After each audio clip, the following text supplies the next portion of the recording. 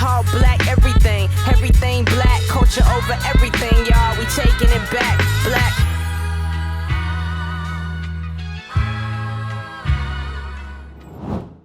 Welcome, everyone, to this latest edition of Left of Black Presents Small Talk at FHI. We, of course, are not at FHI today. We are here in the Pink Parlors. The inspiration for Small Talk actually is an album that Gil Scott-Heron, his first album recorded back in 1970 called Small Talk on 125th Street. This idea of creating an intimate space for conversation. I always say that hip-hop has made me a better feminist. You know, when I first wrote Chickenheads, people didn't understand how those two things could even exist in the same phrase, hip-hop and feminism. But I think that hip-hop brings to light many of the issues that feminists were reluctant to take on, issues of accountability, issues of black female sexuality and eroticism. When you do an Oprah and you just kind of dismiss hip-hop as sexist and misogynist, all of it, you pass up valuable opportunity to have some of these conversations, because like it or not, the hottest conversations around gender in the black community are taking place around hip-hop. Chickenheads is 25 years old. I mean, I have a 25-year-old that is the same age as the book, so I have a 26-year-old. That shouldn't be so surprising to me, but it is. It really. I think it's not so surprising that it was written 25 years ago, but it's surprising that people will still talk about it. You know, one of the things that I think about with the book, you were not an academic when you wrote the book. You're an academic now. Right? You were not an academic when you wrote the book. You were a very well-known journalist. You were of that, first generation of journalists that were signed on to write at Vibe magazine, along with now Dr. Scott Polson Bryant. Dr. Scott Polson Bryant. And Kevin Powell. The book, When Chickenheads Come Home to Roost, was on brand for you. Given some of the work that you had done as a journalist up to that point. Yeah, I mean, I basically wrote about hip-hop and feminism, which people found odd and were constantly asking me to explain. So I wrote the book kind of feeling like this will be the last time I explain it, and then I'm not talking about it anymore. I turned out to be wrong about that, but yeah. But the book's travels into academia is really the kind of fascinating story about it, because it's really young black women in undergraduate courses that help bring your brand of feminism, hip-hop feminism, to the mainstream of black feminist thought, because there's a way in which, at least as I read it, there weren't a lot of traditional black feminist thinkers really checking for your work. Oh no, they were not checking for me. They were not checking for my work. And largely, they weren't checking for hip-hop. And I don't really think that they would have ever checked for the work if hip-hop hadn't become such an enormous and important cultural presence that they had to write about it. Mm-hmm. And then academia, he who writes it or she who writes it first, you have to cite. So all of a sudden, they were forced to engage the work because they wanted to write about this thing. But I've traveled a lot of ground with my black feminist elders. I'll just give you a moment, like a visual. So last year for NWSA, the National Women's Studies Association conference, I did a keynote panel. And the panel before mine were the goddesses. There was Beverly and Beverly Guy-Sheftall. Beverly Guy-Sheftall. It was Paula Giddings. Angela did a video thing beforehand. And I'm trying to remember two other, was Evelyn there, Evelyn Hammonds? There was a couple of heavyweights. The heavyweights, right? Like the heavyweights, they walk in, everyone stands up. So I'm sitting all the way in the back, and I run up as they walk in to just go and tell everybody a quick hello. They had somebody get up and they were like, go, Joan, come sit down, which which 25 Well, years ago later, would have never happened. right, that would never have happened. But they have, most of them have really become a joy and a support. And I think my entrance also into the academy helped soften some of that too. Not solely them becoming more accepting of me, but me understanding what they had to endure in the academy made me understand a lot more like why they felt like I came out of just nowhere. Yeah. You know, our colleagues, younger colleagues, publish books now, and they're shooting videos where they're opening up the boxes and all this stuff, right? So you have to get, you know, the number of tweets and IGs about a book that won't be out for another year. They post contracts, you know, stuff like that. It's a big deal when someone publishes a book. What was it like for you in those days before Pub Day? I didn't think anything about, I miss all that. Like, I'm just from a different era and a different time. I would never show anyone my contract, except my lawyer. I just basically the book was overdue, so I just wanted to hit that.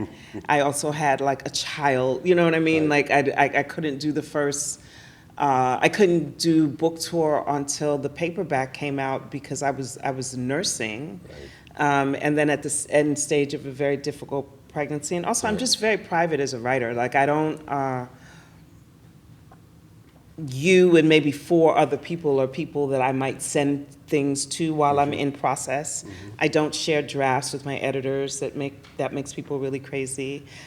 It made my dissertation chair completely crazy because the idea of wanting to see draft chapters, I was like, I don't do that. And she's like, but I need to see them. And I said, no, because for me, I'm working ideas out. And any comment that you have on something that's embryonic at this point is just going to take me away from where I wanted to, she thought I was crazy. She might not think I'm crazy now that she's actually working on an academic book, but I also don't believe that many eyes in the process. Like this is just my Caribbean superstition, Jamaican thing. I don't believe that everybody I look upon you have good intentions for you. So I don't need everybody for look and like and all of that. I just want, go buy the book, right? I'm going to tell you it's done. Go buy the book. I don't trust any of that kind of hype machine. And my editors kind of know I won't do it. Like I'll do the standard kind of book tour thing, I'll post, but I just do not believe that social media engagement determines the quality of a book or not. I just was never trained that way as a writer, and I don't trust the curated experience of social media enough anyway. Not even when I'm doing it, honestly. I know that I'm posting things that I want you to see, and the stuff I don't want you to see, I'm not posting. So they're coming up at a really different, time. And I think it probably doesn't feel as strange or discordant to them because they've always had digital media as a space of expression. I don't. What I want you to know in the book, and the rest of it, you don't really need. I don't want to be the wizard where you pull back the curtain. I want you to have Oz until you discover the wizard. When did you know you were a writer?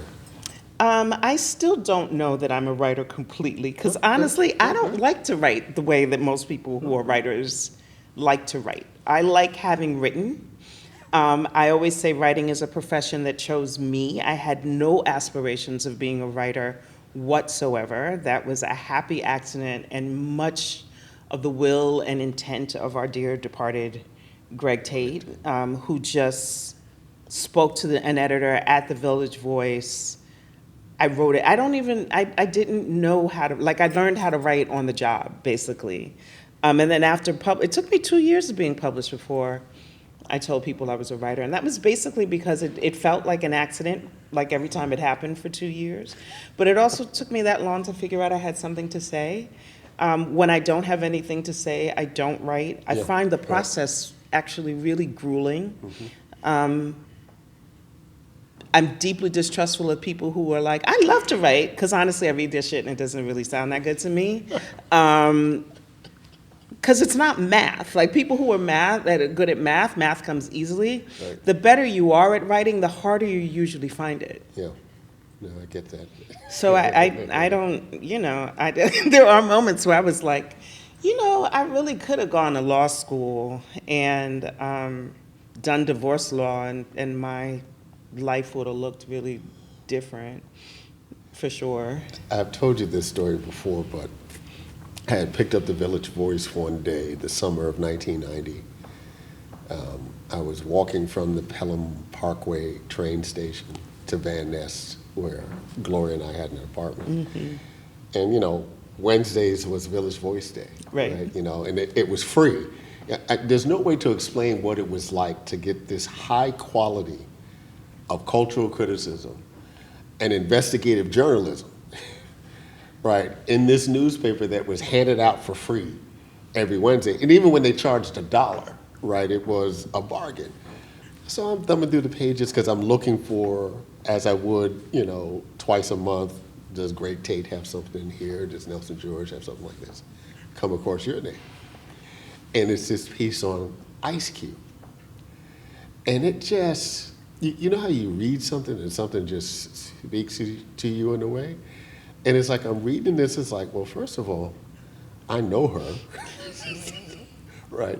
I had never written something from someone that I know that moved me that way, right? So that was the first thing. So like I know her, like really know her when we were like this high. And I'm like, I want to do this shit. I mean, literally that was the moment. It was like I had no idea how to do the shit, but it was like that moment. What was that moment for you? When you read something that just made you go? I think we have to qualify it a little bit because, yes, that remains one of my favorite pieces for sure. But I think that people mean different things now when they say you know each other or you're like, oh, we're really good friends. We go back a long time. And they'll be like, I've known them 3-5 years. Like that's, like you knew me. Yeah, right. We weren't just classmates. We lived in the same building. Like I spent a lot of time in your house. Right. There are pictures of like little us in each other's apartments, knew my family.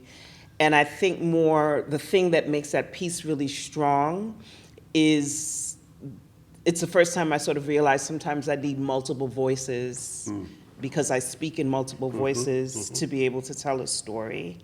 And you actually had real experience with each. None of those voices would have seemed unusual to put together you because you knew me. Right, so right. I think part of the moving was probably that.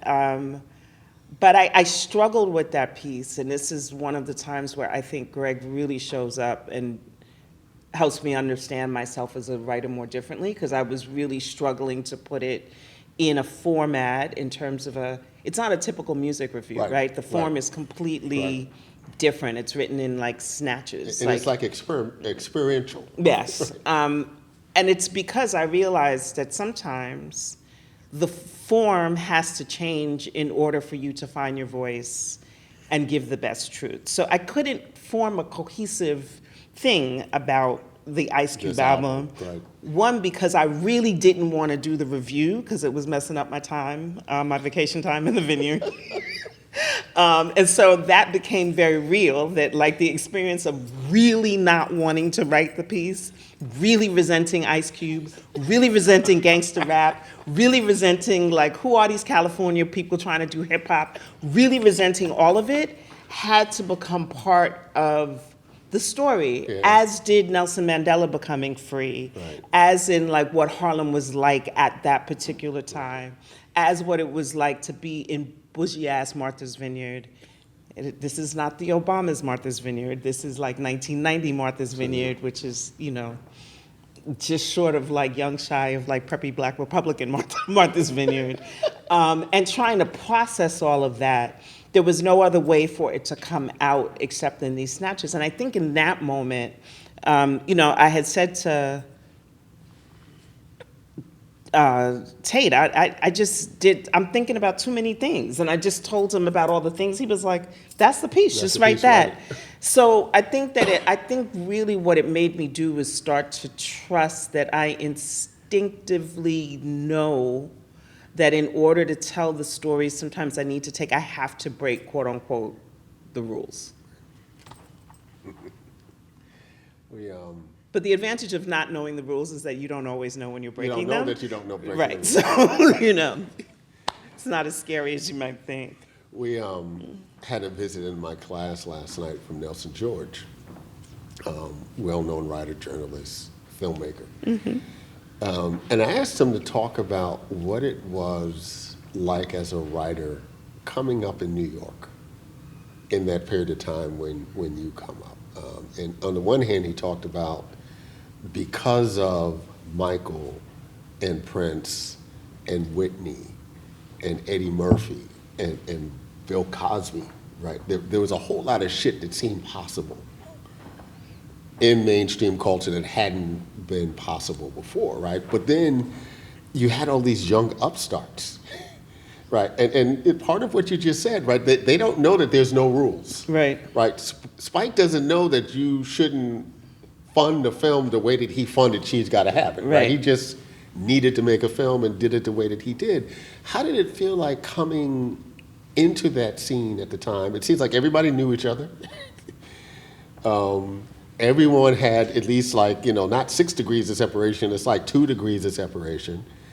And there just seemed to be no boundary, and I'm looking at this from the outside, right? There just seemed to be no boundaries to what folks could imagine and what they wanted to do. So in some ways, it's because it's so small and it's the time period, right? Yeah. So you're talking Mandela's getting free, mm-hmm. right? We're like ending apartheid. It's the explosion of hip hop. Many of us move with a real hip hop New Yorker mm-hmm. aesthetic mm-hmm. anyway. Is like, mm-hmm. All right, you told me the door's closed, I'm going through the window, right? I'm climbing down the chimney. Like that's just kind of who we were. Yeah. But there's also this richness of Black expression. Trey Ellis writes about that in The New Black Aesthetic, right? But I think what you have to understand is that my typical Sundays, even before I became a writer, when I was just Greg's girlfriend, we had we had a weekly standing brunch every weekend. It's me, Nelson George, Warrington Hudlin, Reggie Hundlin, Trey Ellis. These are people I have brunch with in Harlem literally every... And for the Hudlins, this is before House Party. This is before House Party. I remember when they released House Party. And then on the periphery of that is like Lisa Jones, right? And Kelly Jones. Like we're all... Alva Rogers, Across Shep. We're all part of this, like Vernon Reed. You know what I mean? And when we're not in Harlem, then we move to Brooklyn, and we're all in Fort. Like I couldn't live in Fort Greene because that's just too much intimacy for me. So I was in Park Slope, but I literally saw Bill Stephanie, Chris Rock, Nelson George, all of those guys all the time. This was like my community, not in a. We're all part of this arts community, in this like ethereal, they're literally like, this is who I see at the bodega. This is, and so we argue, we beef. Scott Polson Bryan, Kevin Powell, we're all coming up together and we're defining a thing as it's happening, right? None of us know what hip hop is about to be. But we know that it's important. We don't know, none of us know what this new moment in Black film is going to be, but we know that it's important, and the writers know that it's important to document it. But yeah, everything kind of seemed possible because it was a moment of immense impossibility, of possibility, and we also weren't so divorced from the past. Like this generation's. They have short memories, right? So you're going to be inspired by a Gil Scott-Heron. You're not going to say, "Oh, Gil Scott-Heron is like old." Right. Gil Scott-Heron was my neighbor at one point. Like we also went to the same high school. So these are people who were not distant in many ways, and you have a closer proximity to your elders and the history that makes you also feel that you're carrying on a tradition of something. And I also just, because I came up at The Voice, I just was exposed to really, really brilliant writers. Like, I tell people all the time, that's my cohort. Like, I don't think of the people who I went to grad school with as my cohort. Like, I came up with this cohort and the bar was high. So yeah, like, years later, I'm living on 73rd Street in Columbus, and my neighbor walks out and he says hello, and he hears Joan in this car that stops like almost in the middle of the street. And he's like got his jaw down there. He was like, "You know Chris Rock?" And I was like yeah. I do. Pre him getting married, like Chris's wife was my upstairs neighbor. So we all knew each other when we didn't have anything, and before we all became the thing. So I'm not surprised at where anyone's ended up, because again, an incredibly talented group of people, but there's something in sort of coming up with a group of people who are not just doing the thing, but defining the thing, that gives you an incredible sense of possibility. You mentioned Kevin, Scott Polson Bryant, yourself, a few other names we could put into that. This new thing that gets named hip-hop journalism in the late 80s and early 90s, right? Source Magazine, Vibe, all those kind of magazines at the time were important to the culture.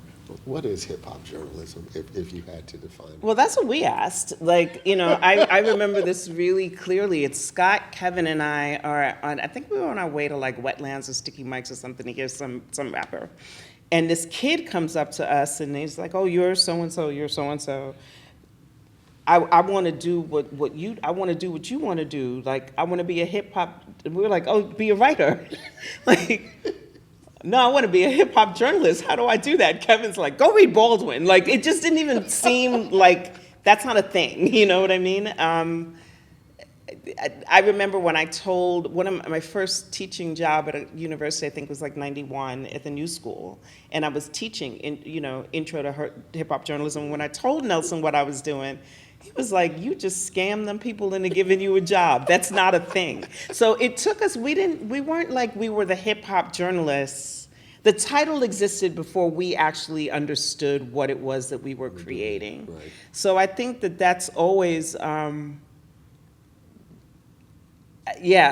was something that people named us, and then we decided, okay, if we accept this, what's the utility in that? But none of us came into this thinking we wanted to be hip hop. That it just didn't exist. What's the favorite profile that you've done? That's always a tough one. And for the audience who doesn't get part of that question, I mean, when you do these profiles, you spend time, right? Multiple days sometimes with the folks that you're profiling, right?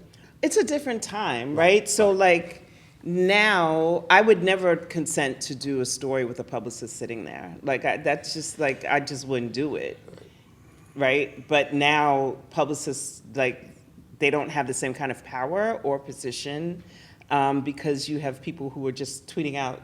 Now I think they need to be there, because I don't think any celebrity should be on Twitter, because none of you, like, all of you use it badly, right? So, it was a different time. Like, to be considered for a cover story, you had to be willing to give at least 2 weeks of access, 10 days minimum. Wow. So the idea of like doing a press junket where like, you're sitting in a chair, there's like 10 other, Writers, right. 15, 20 other magazines or newspaper. And then basically the subject is just answering the same questions over and over and over again. Like, I would never do that. Yeah. But also you have to remember that I started writing about rappers before people weren't writing about rappers.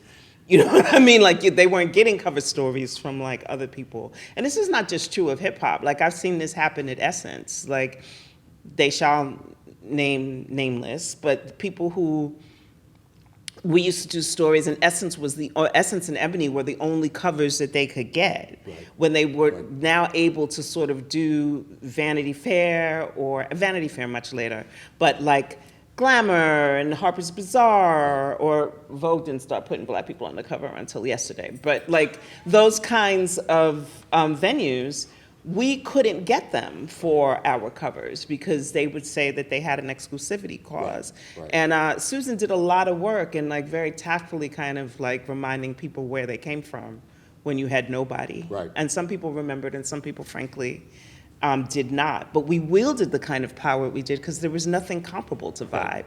Right? It was our Rolling Stone. Okay. For sure. So, I mean, the source would say it's comparable, but it's not. Like, it wasn't the same sort No. of Well, slick, glossy, big Quincy Jones-esque didn't have the kind same of thing. kind of advertising Yeah. in the front. So, you know, there's a lot of, you yield a certain kind of like power, and by power, I mean there's a certain sort of journalistic integrity that we could come to our subjects with because they didn't have a choice. And I'm telling you now, any rapper or celebrity that tells you they don't care about being on a cover is lying. Because they don't care about it until they see somebody that they feel like, why are they on the cover and I'm not on the cover? They all cared about it. So yeah, it was, I think though that it was hip hop's ascension into celebrity journalism that made it actually less fun for me. So to my favorite profile, actually, I feel like my favorite profile is one that like a lot of people might not have ever read. It's on hieroglyphics, and it's when 93 Till Infinity dropped. I love Hiero. Those are like my boys and my babies. Well, then they're grown men.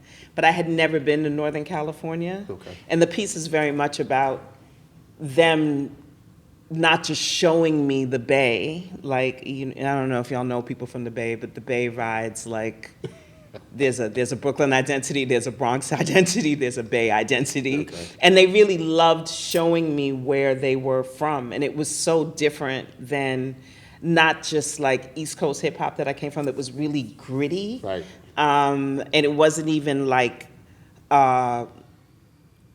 gangster rap, LA kind of like hip hop. It was really like they grew up on like trees and like flowers, and they wanted to take me to their favorite park, and they had jazz musicians that and these are, I mean, Tajay dropped out of Princeton to do hip hop. They were just a different breed. So for me, that was a lot of fun. But my favorite profile is not about anyone and then it was Buju Banton, even though I paid bloody hell for writing that piece, because I got to write about Jamaica. Yeah. But my favorite piece of journalism is really an investigative journalism piece on like basically male prostitution, rent-a-dreads in Jamaica. Yeah. How do you feel about hip hop now? I don't really engage it, which sounds so sort of, I don't know, surprising to people, but I always knew I wasn't going to engage it in like a certain way. So when I was a young writer, I would see like the 40-something-year-old music journalists come in, and I was clear that that was not going to be me, because I believe at a certain age, what made me like really good as a music journalist is that I had my finger on the pulse of the music. Mm-hmm. I understood what a hot hand is, and my ear was right there. Mm-hmm. At some point, your ear ages out. It just does. You start to get really nostalgic for the things that you came up on, and that's what sounds good to you. Now, does that mean you don't like anything contemporary? No, but you don't bond to it in the same kind of way. My son is appalled by this. He makes me at least a monthly playlist so that I'm not just completely, out of touch. But for the most part, I just was always looking forward to not being hip. Like I was like looking forward to the period where I could pass the baton on to another generation of writers. So I had no interest in staying in writing about hip hop past a certain point in my life anyway. The music has changed in ways that are so. I reviewed this book for the New York Times on Southern hip hop, Joe Cascarelli, and I, as I said yes, I was like, you're gonna hate this because it's thick, and I hate Southern hip hop. Like, and I can't pick Gucci Mane out of a lineup. Like, I literally don't give a F. Like, I just don't. But I wanted to understand the question of how does it become the driving economic force in hip hop was really, really, really fascinating to me. So I sort of like went through the book and reviewed the book.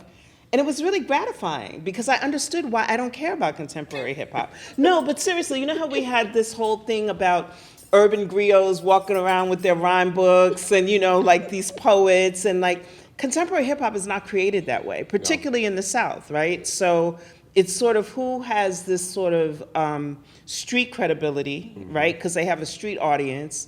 And then you just kind of put them in the studio and you drop beats and they literally just spit nonsense until it fits into the bars. And someone goes, oh, that works. And they write that down. And then they do it again. So like comparing the hip hop we grew up on to this iteration of hip hop is literally talking like, I don't know, oranges and bananas or pomegranates. Like they're not, artistically and structurally, they're not the same thing. So I realized to people who are used to the way that this kind of content is being produced, they don't have the same prejudices that I do. And I feel like our generation needs to let those prejudices go and accept that what is contemporary hip hop is not what we came up on. But I did hear Eminem and do LL Cool J do a, did you hear that? That's a good album. Oh my God, it's good.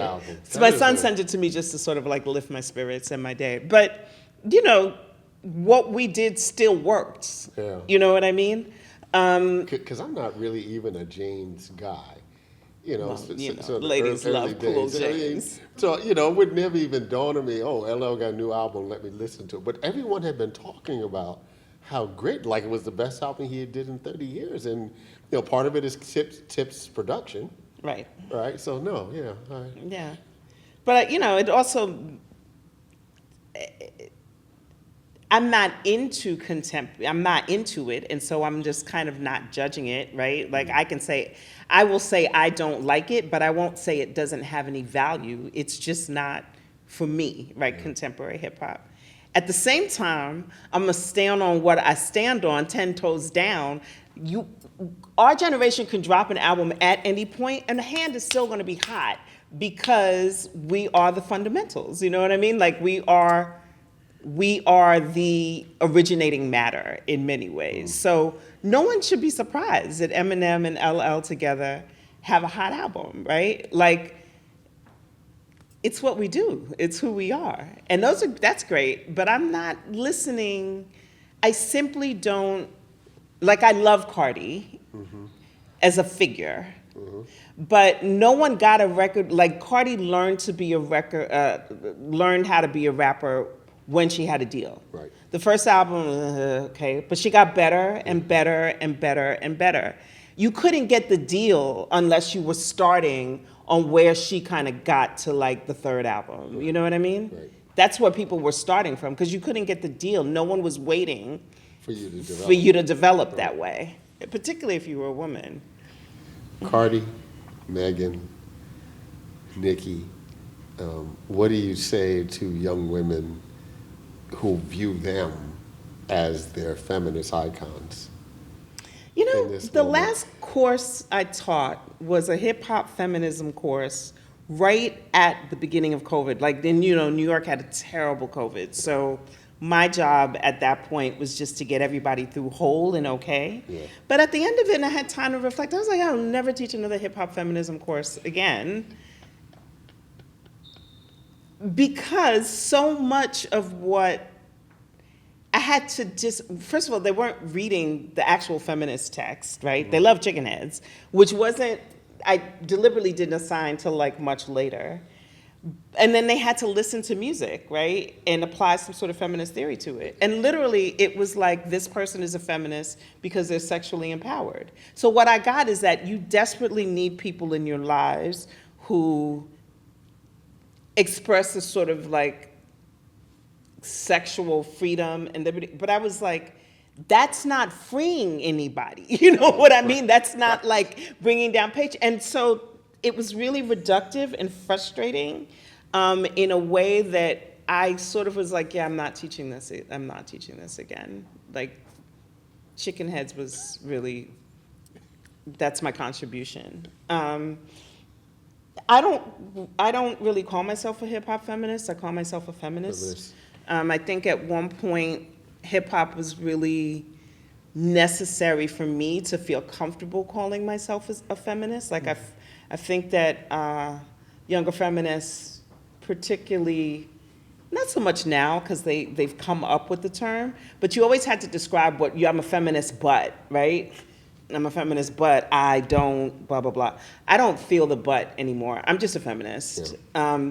And so I'm grateful that hip hop feminism exists because I do feel like it's a thing that like invites people in who may not have felt invited in before, as does crunk feminism at this point, and trap feminism, and Cecily.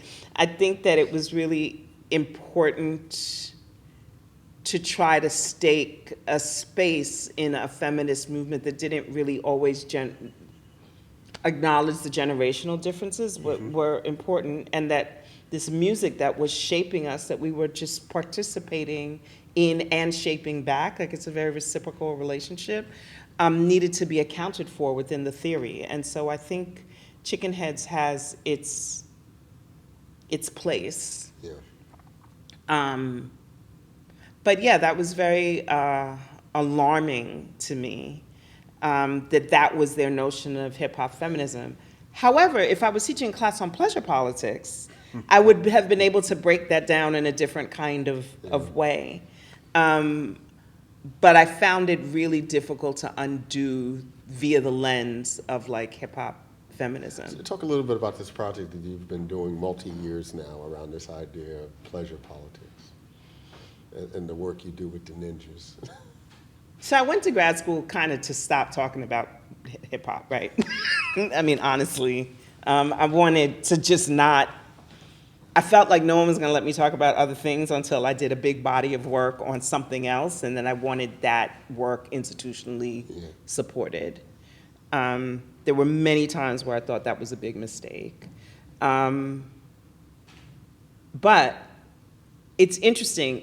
If I had gone to grad school when I originally thought about it, which would have been like before, like when Sule's like 1 or 2, so that's like 1999, 2000. And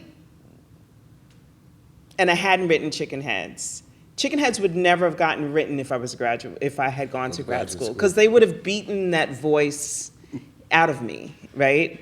The fact that I never wrote it for academics, I think, is part of the reason it ended up in the academy, is because I just had a voice, and I didn't have to really deal with like academies, not even academic jargon, academic theory. So, however, in the pleasure politics work, I actually found that kind of helpful in shaping it. And so, because I was so steeped in that point as a scholar in terms of Black feminist theory, I was able to say, what's missing here? What am I not able to talk about? And it was pleasure. Like, I just sort of got annoyed. Not annoyed, but it was just really, well, no, I was annoyed. Let me not counter that. We had a way, so there wasn't a way to talk about a Rihanna's performance or Beyonce's performance outside of this language of like hypersexual, right? But I was like, how do we just talk about sexual? Like how do we get from there to like negative images and like hypersexual? What's all the language before that? And I realized the master narrative, the Black feminist master narrative of Black female sexuality, because it's really so rooted in the experience of the transatlantic slave trade and everything that happens after, is deeply rooted in a logics of trauma. And I get that, and I respect it, howsoever. That's not the space that Black women function in all the time. Right. And so I realized that our discussions about all of our engagements about that had to do with like pleasure, creating pleasure, whether it be sexual or not, people had a really hard time talking about it. Like there was a really hard if you check the writing on Grace Jones, there's not a lot of Black feminist writing about like Grace Jones, because there's no language to talk about the like embodiment of grace Right. in Black feminist theory. So what I really, my graduate work, and I guess my work outside of the scholarship, of the context of academia, is really trying to articulate a politics of pleasure in Black feminist theory. And basically also saying that this is not just a legitimate interrogative lens, it's a necessary one if Black women are going to be given the full range of their humanity. And Black femmes are going to be given the full range of their humanity. And we've been doing it, we just don't have language around it to describe it. Yeah. And then, because I already know what it's like to make your feminist elders mad. And when I did Chickenheads, I didn't really have crew like that. This time going into the pleasure work, I knew I needed crew, and I knew exactly who I wanted to work with. And so God bless, Sammy Aleem, who was at Stanford at the time. And I was like, so I need to figure out, and I was a graduate student, which is even do as I say, not as I do. But I called and I just was like, I need somebody to give us money because I want to put together a really small group of Black feminists, scholars, activists, writers, and I just want like a week to just theorize pleasure. That's all I want to do. And Sammy was like, will you teach a course? And I was like, what on? And he was like, whatever you want. And so I was like, okay. And so pleasure politics was like a course, but it was a working course in terms of, I chose, like maybe 45 people showed up. I chose the 15 that really understood. We don't know what this is yet, but we're going to create this theory together. And I'm still close with a lot of those students. It was really, really a profoundly wonderful teaching experience for me. And the ninjas, as you know, are still really close and made a real commitment to using pleasure as an important part of their analysis moving forward in the work. So you'll see it in Brittany Cooper's work, you see it in Treva Lindsay's work, you see it in Esther Armour's work, you see it in Kala Story's work. And then, none of what people don't really understand is I was the only person that knew everybody in that group. Like, people might have known one or other, too. So they think that we were like this really close group of friends that came. Right. But we became really close. Because of the work. So, and now, we're just inseparable. Talk about your current pivot. Because folks here, you get a Ph.D. and the expectation is you go find a tenure-track job and you teach for 57 years and you retire. You made a really different pivot. I don't love the academy like that. I don't think anyone who knows me, none of my professors, my committee, would say that's shocking. And part of it is because I'm a writer. And so the entire time that I was in graduate school, it felt like a colonization of my tongue and my language. Wow. And that was a really difficult space to exist in and write in. My chair, my beloved Jennifer Morgan and I, Duke alum, by the way. Duke alum, by the way. Yes. We used to really have difficult moments about the writing. And what I ultimately told her is that you can give me a certain percentage of a sentence that you need in academies, and then the rest of this has to stay in the language that I express it. Because what I care about is that there is going to be somebody coming up after me who wonders if they belong here. And in this language, they will know that they belong here, that I fought to make sure that they have a place and a knowledge. Like, that is the code in the DNA of this dissertation that says you belong here. And I will not take it out. I will walk away from the project before I take it out. And so we had to come to a balance, for sure. And this is 4 or 5 years after. Also, you're writing about pleasure. How are you going to write about pleasure and it not be pleasurable? Like, that's just dumb. This is 4 or 5 years after, in her first year, I get the text, and it's like, why the fuck you make me do this? Oh, I was so... No, but it wasn't even... Okay, there was a text, but there's a better story You don't remember when I called you from the Japanese restaurant? I had just presented my first paper. So I was in Nikhil's class, and you had Nikhil Singh, and he was my professor, and so you had to do these. And any grad students in here, you know how this goes. You get assigned a book. You have to sort of do a 5 to 10 page whatever on what the book is, and you have to present basically and teach the class. And so it was my first one, and I did it, and I called you from the bathroom of the Japanese restaurant, hysterically crying. And you were like, what happened? Didn't it go well? And I was like, it went really well. Nikhil said it was good. And you were like, so what's the matter? I said, they're going to fuck up my voice, man. They're going to fuck it up. I know they're going to fuck it up. Yeah, that's what it was. That's what it was. So I think that if I wasn't at war, the artist in me wasn't constantly at war with the academic. Yeah, that's interesting. And also, so there was that. And it's not the artist was at war with the scholar, it's the artist is at war with the academic. Yeah, no, the scholarly part, I like. Academic and the scholar are two different people. Right. So the scholarly part, we're good. So I didn't want to write like that anymore. Like I knew once I turned the dissertation in that I was not writing another academic piece for anyone ever. Also, I'm grown. Yeah. And this period of my life is the legacy work. And I just want to write what I want to write. I want to do the screenplays I want to write. I want to do the novels I want to write. And I want to write them the way that I want to write them. And so I knew that me and a 10-year, I wasn't doing no more pledging. I wasn't kissing no more rings. I wasn't doing no more of that. After I defended and became Dr. Morgan, I was like, I'm good. And I graduated and I really didn't know what I was gonna do. And it was the height of COVID, so everybody was on a firing freeze. But this is the great thing, is coming up as a freelance writer for most of my career. I have taken very few jobs, and I've always just been willing to figure it out.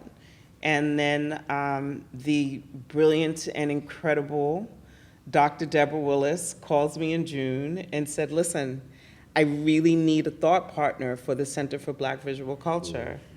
And it was Deb that made me even pivot into writing about visual culture, because in the Pleasure Politics dissertation, she was like, she was on my committee, and she was also my professor. She was like, you have to write about visual culture here. And so, I did. That's how I started writing about art. But she also Deb is just a different kind of animal. I get stressed out. I get writer's block. I go to a museum, right? Because and I'm a visual writer. I literally, I don't compose on computers. I write by hand, with different color pencils and moleskins, and it's not until the very, very end. Because while I'm chipping away at that clay, that's why I don't write book proposals, because I don't really know what I'm going to write until I'm in it. Again, don't do this at home. And so, when I print things out and I literally move, I need big spaces because I'm moving pages around and I'm walking through them. So everything I do, even as a writer, I think really visually. And Deb sort of knew this as an artist. She could kind of spot those things about me. And so when she asked if I wanted to come be her number 2 at the Center for Black Visual Culture at NYU, I don't think I let her finish the sentence.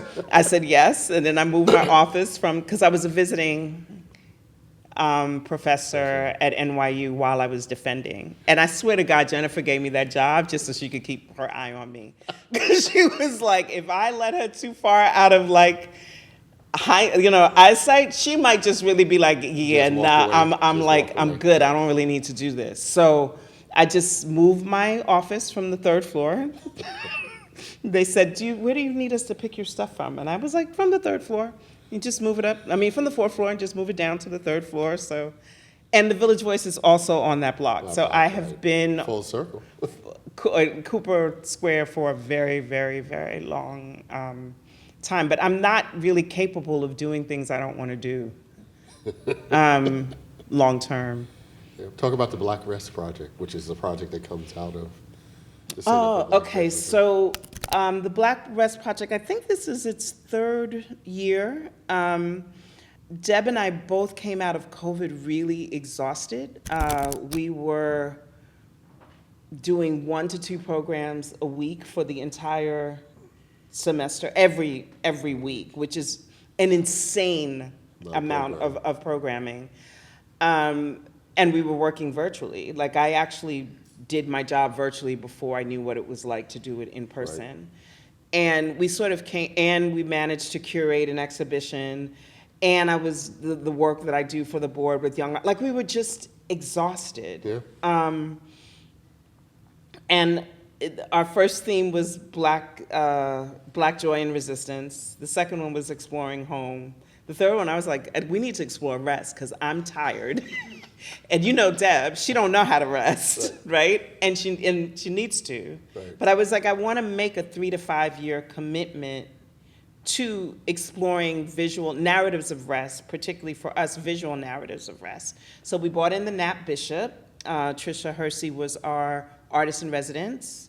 We co-curated an exhibition at the new gallery space at 20 Cooper, which had a range of photographers, some of which as inexperienced as young arts, all the way up to like Gordon Parks, Deborah Willis, Tyler Mitchell, all with these images of Black people engaged in various forms of rest.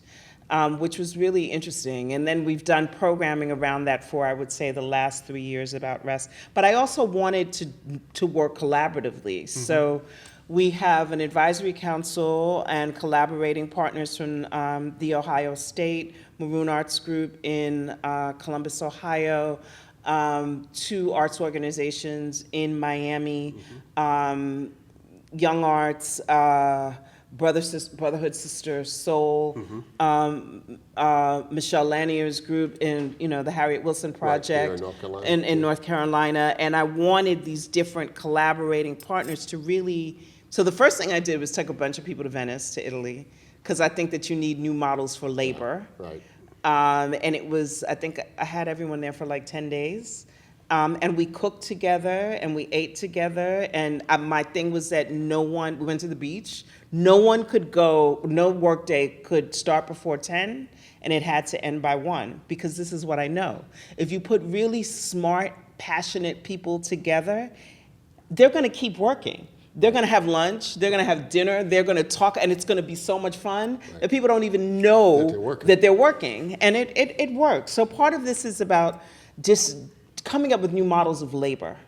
Right? Disruptive. Just it's really a resistance practice in many ways. And so, we're sort of in our final iterations at NYU. I think we finished our paneling. Now the next project for 2026 will be to close with an actual book project.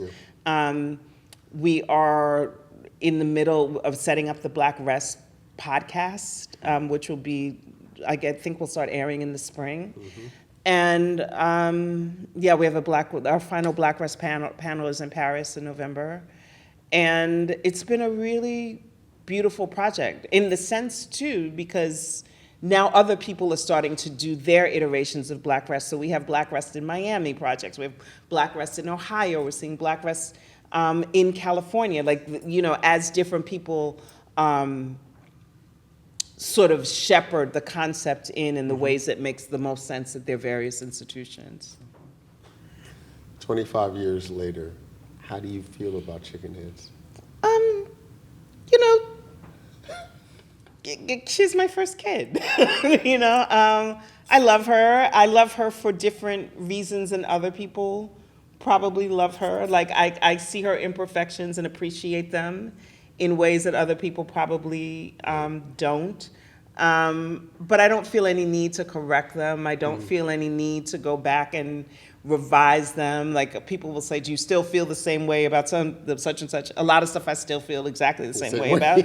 And a bunch of stuff and some stuff I don't. But I also realize Chickenheads is not Joan. Chickenheads is a snapshot of my thoughts and feelings and processes and theorizations and making sense of this very complicated, of loving a difficult thing that doesn't always love you back. And I'm very I'm very proud of the fact that I think the book sets out to do what it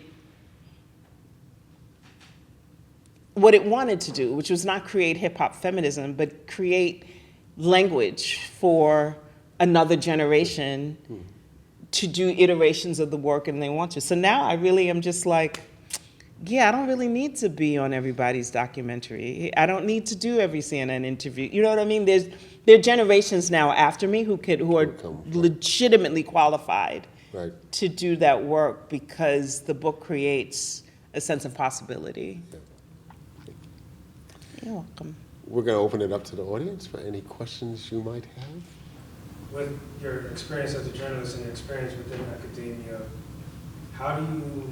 is there like a quote unquote marriage in the two during your projects, or do you just instinctively find ways to kind of change how you approach, research based on the topic? It's a really good question.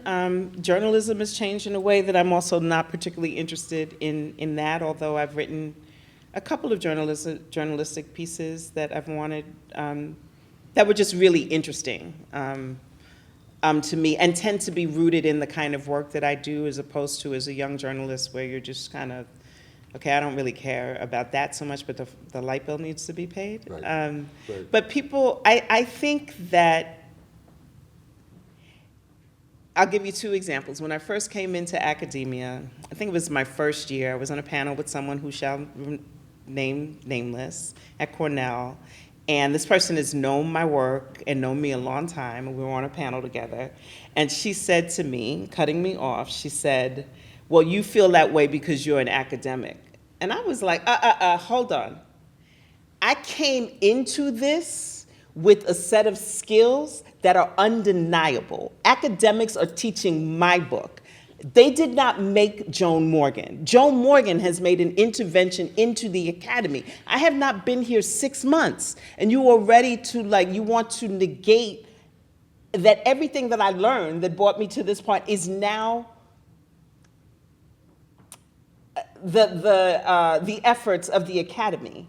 The academy did not make this. Right. I have helped to make the academy better because hip-hop studies does not exist without the work of Joan Morgan and my cohort of writers. So let's just get that clear. So I know what I brought into the academy. In some ways, graduate school was easier for me to navigate because I'm not looking for an identity from the academy. I don't need the academy to tell me that I'm good. I know that I'm good, and I know what I have already brought into the institution, as in the number of professors that came up and were like, on my first week, I'm teaching you a book this semester, can you come talk to my class? I'm like, it's my first week of graduate school. I'm like, I don't know what I'm doing here, and I'm ready to strangle him for encouraging me to come, right?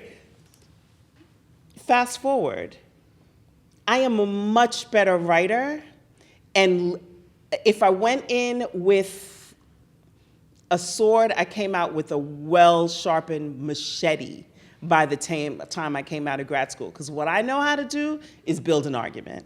What I know how to do is create theory. And I also am really good in speaking in multiple voices to make sure that that gets through. So if I went in a little bit of a beast in grad school, I came out of grad school a fucking monster. So those two things were really helpful. They ended up being and Mark said that after I finished crying in the bathroom. He said, it is gonna change. It will not be what you came in before, but it will also be something different, and Joan, it will be better. Yeah. And that got me through because I was my agent didn't want me to go to graduate school. She was like, it's gonna ruin your voice. You're never gonna sell another book again. So I would say the process has actually made me a better writer, but being a journalist made me a better academic. Hi, my question is about the REST project. So there's a bigger movement for black women right now to think about REST in different ways, or think about it at all, quite frankly. I'm wondering where you see that in the hip hop space, if at all, with this generation of hip hop feminism or rappers in general. Well, I don't see it in hip hop space. I can't really speak to this particular generation because honestly, I don't engage the music that way. But part of what I was trying to disrupt was certain things that I was taught in hip hop culture.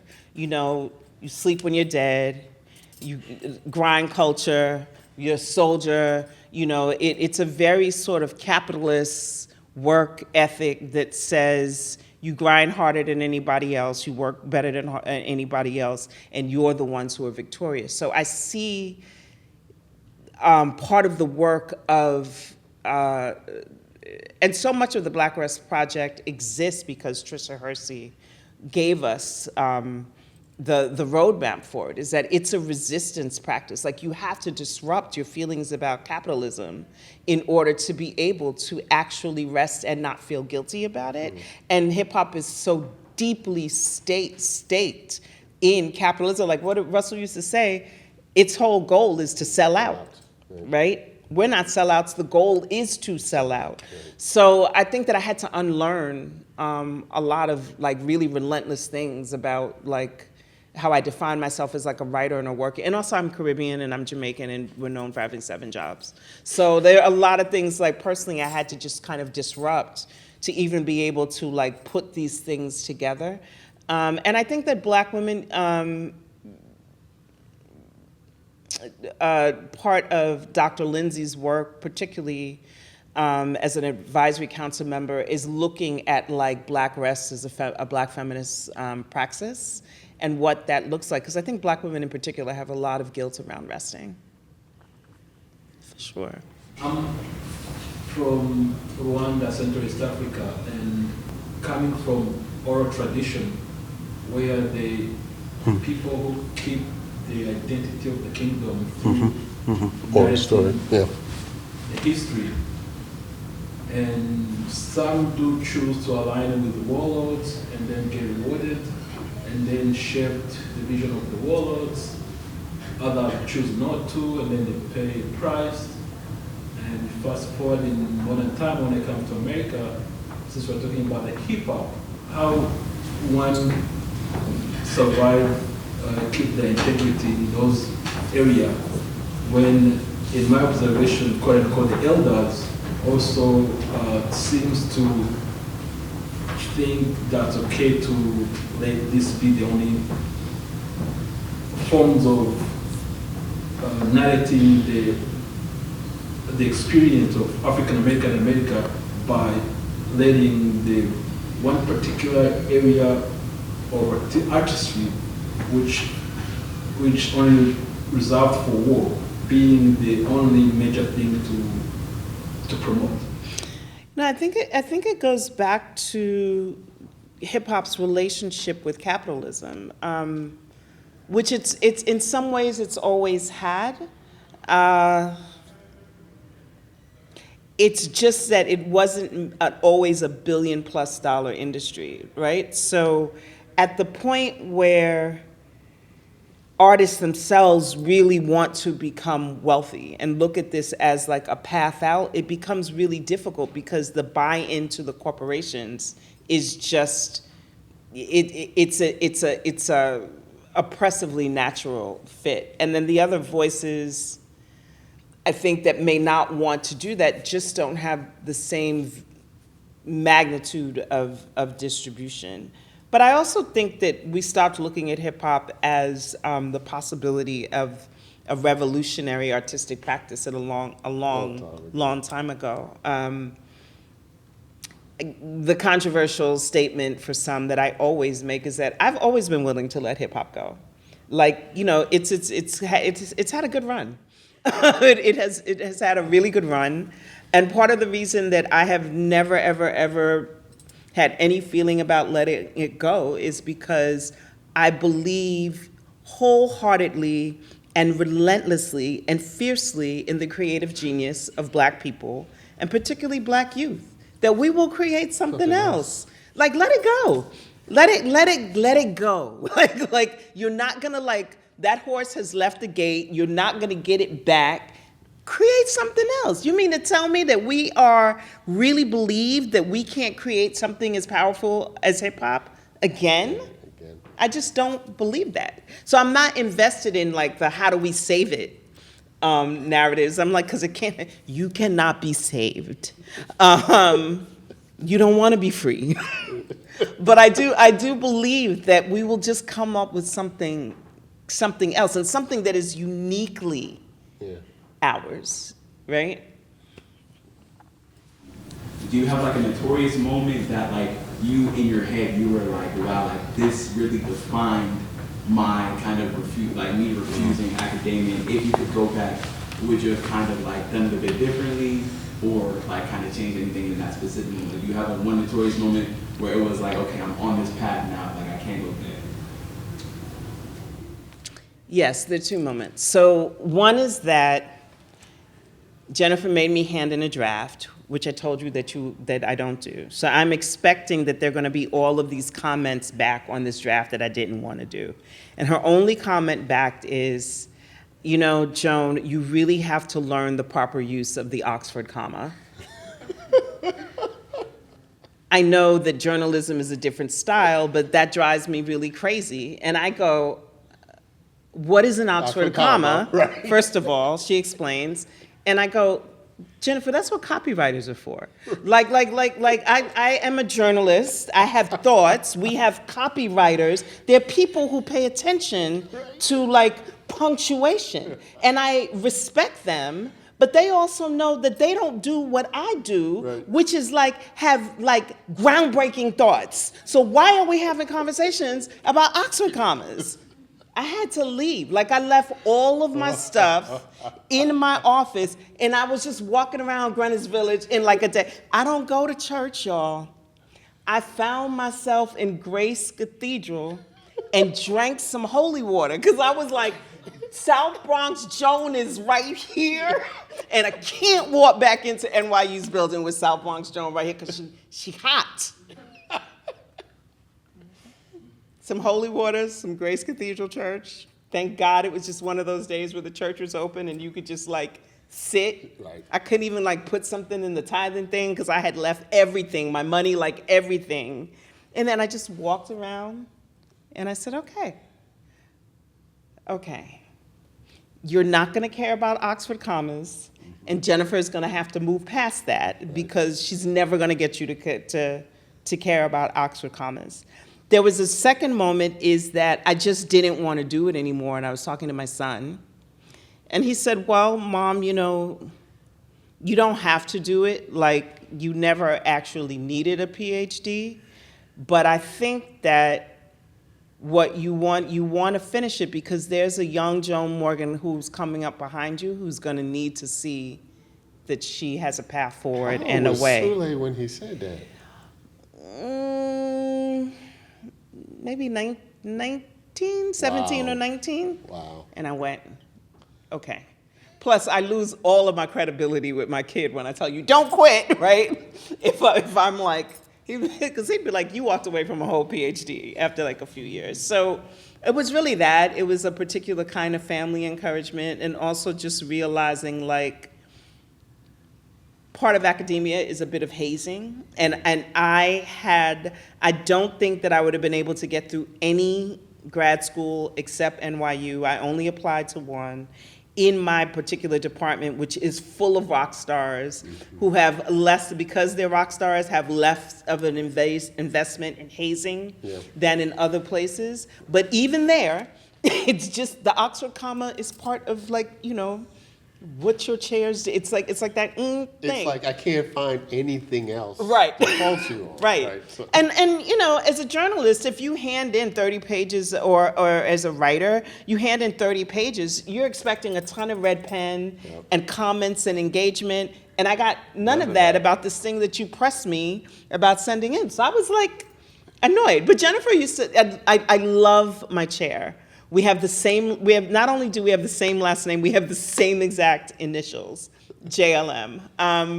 And she would always say, just finish so we can get on with the business of liking each other and being friends. Yeah. And you know, I did, and I adore her. I adore her daughter. Looking forward to being in Paris with both of them. But yeah, it was rough under what was optimum circumstances. Yes. Back. So it seems like a lot of your work has been based around creating concepts, like building those ideas up, like hip hop and then under politics, and making that language and that space for those ideas to exist within academia and society at large. How have you maintained your voice through all of that? I think it's really because I started as an untrained writer. Like I had never taken a journalism class. I had never taken a writing class except like maybe a creative writing class in high school. I literally learned everything as I was doing it, and the only reason I continued to get work, so another famous faux pas, last year there was a hip hop journalism conference at Columbia, and I was invited to be on a panel and speak. And I laughed. My dear friend Jelani Cobb is now dean of the Columbia Journalism School. And I laughed. I said, Jelani, you know, I really had to chuckle, I said on stage, when you invited me back. Because the first time I was here, like 30 years ago, someone asked a question about like my training and how did I develop my voice. And I said, well, quite frankly, I didn't go to journalism school. And because I didn't know the who, what, where, when, whys, I didn't know the rules, so I wasn't afraid to break them. All I had was my voice. And I got hired because of my voice. So the stillness in the room, when they realized that they had like gotten a keynote that had never went to journalism school, and I also don't recommend journalism school, because learning those rules really does, you can learn rules, but learning voice is something that like you have to really, really trust. You have to trust yourself. You can't teach that. Like that's like there's, yeah, I mean it's sort of like, can anybody write, can I teach craft? Yes. Can I teach that thing, that element that actually like in the musical equivalent is like, I can teach anybody how to play an instrument. I can't teach somebody to become Miles Davis, right? Like that's a thing that's there or it's not. So some of it is sort of understanding my voice and then learning the rules of it as I went along. But because I wasn't trained, I didn't have anything, I didn't have that knowledge of like, oh, I'm breaking a rule to get my voice through. All I had was my voice, like, and people kept hiring me. So I assumed that that's what it was that you wanted was my voice. I didn't have to unlearn what a lot of trained writers in journalism, trained journalists have to unlearn is like how to sneak their voice in there. I didn't do it. I turned, the Washington Post had me out maybe like, I don't know, it was a thing for them for like 3 years. They would just, over like 5 years, maybe 3 times, they kept inviting me out to do these long things where I would constantly be talking to editors and how would I feel about coming to the Washington Post. And, you know, every time I left, like I would have like a headache or my stomach would hurt. And I just realized like, the thing you think you want from me, you're gonna try to break me of in being in this newspaper, because I've read the newspaper. And just sort of intrinsically knowing, even as a young writer, where Washington Post, and then I read Jill's book, about Jill Nelson's book about how being a black woman writer at the Washington Post was like terrible. The book is called Volunteered Slavery. Volunteer Slavery. I've also, like I said, I'm not really good at doing things that don't sit well with my spirit,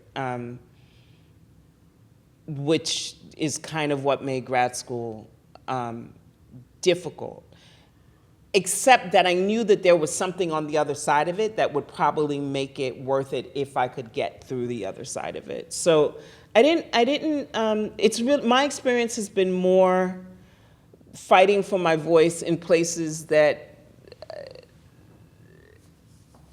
think they want my voice, but then they don't really want like my voice. Like you're not gonna change the structural thing that you have here to really accommodate it, and I'm not gonna be happy as we go back and forth and do that dance. However, I will say, I wrote for a number of different magazines and publications, and they all have their own institutional voice So I would learn how to make my voice work in that context and still sound like myself.